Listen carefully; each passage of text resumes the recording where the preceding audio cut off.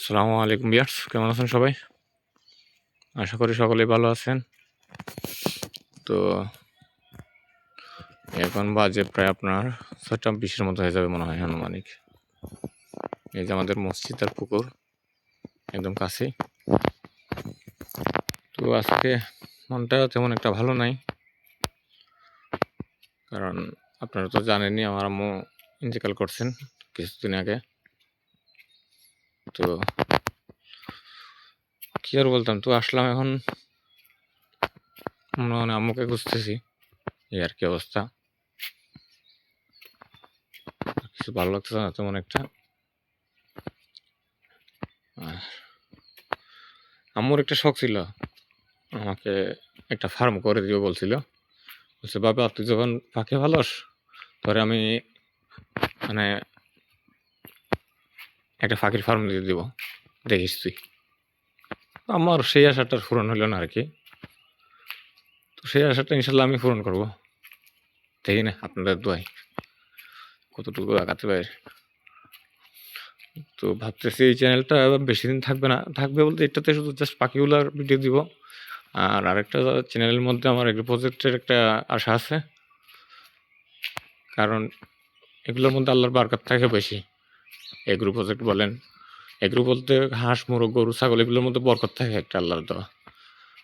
দোকান থেকেও আপনার এগুলোর মধ্যে আল্লাহ একটা বরকত দান করে।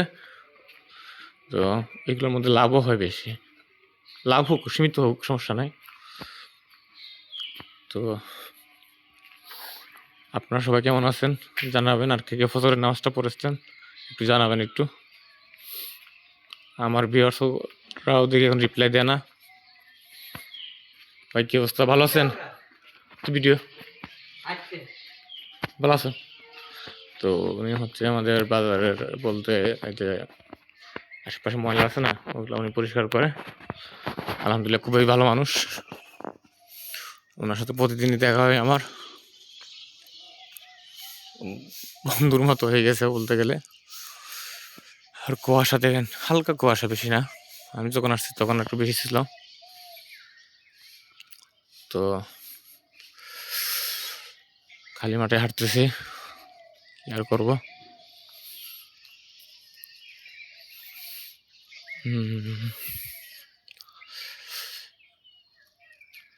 তো আপনাদের মধ্যে কার কার এগ্রো প্রজেক্ট বা পাখির ইয়ে আছে আমার একটু জানাবেন।